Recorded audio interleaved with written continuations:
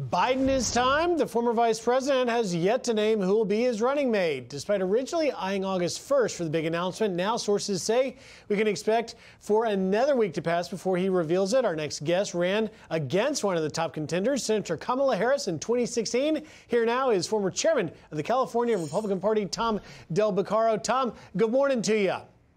Griff, great to see you. How you doing? Great, but I wish we would know who the running mate would be for Vice President Biden. What's with this delay? Well, it's not a good sign. Remember, he originally talked about May, and then the convention got pushed back. But there's really only one way to look at a delay, which is they're not ready. Why aren't they ready? Because they can't find a unifying candidate, and they know it. There was no unifying presidential candidate. Biden was a last resort to get away from Bernie Sanders.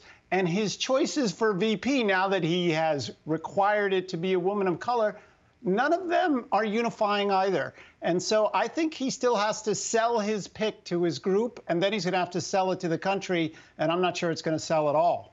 Looks like it may be a bit of a publicity thing, because if he announces the week of August 10th and the DNC starts the 17th, that will certainly generate headlines. Meanwhile, you mentioned who that candidate may be. We saw a headline yesterday. I want to bring it up again from the Sacramento Bee out there. Biden will likely pick Kamala Harris for VP. Here's why Karen Bass is a better choice. They go into it, Bass having to deal with her own issues after a video surfaced of her speaking at a Scientology event. What do you make about Bass versus Harris or anyone else? Well, what that headline is telling you is what we know in California. Remember, Dianne Feinstein came out early for Biden, not her senatorial partner. Why is that? Because Kamala Harris is viewed as selfishly ambitious. All politicians are ambitious to a certain extent, but Harris doesn't seem to be out there helping others or being a team player. That's what that SAC-B report was about, talking about how Bass was trying to help her constituents. Right. But this tells you where the party is. Bass said that the loss of Fidel Castro was a great loss to the Cuban people. That's how far left they are.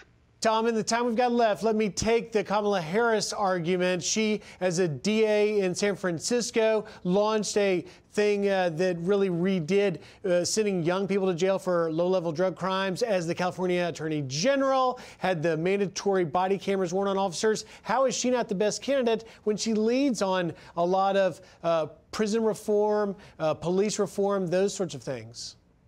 Well, she's shifting those positions. Early on, she was all about being a DA, but during the presidential race last year, when the lack of law and order came to the fore for the Democrats, she seemed to abandon those positions. Now, look, she's a good fundraiser. Emily List loves her. She's an attractive candidate. But for the Biden campaign, they have to look over their shoulder because she's very ambitious. And you saw how she went after him in the debate. They don't know that they can trust her under the White House. Maybe they pick her anyway, but they don't have one good pick. And that's what's troubling the Biden camp and, frankly, all of the Democrats. We shall be watching. Tom Del Beccaro, thank you very much for joining us. Have a great Sunday.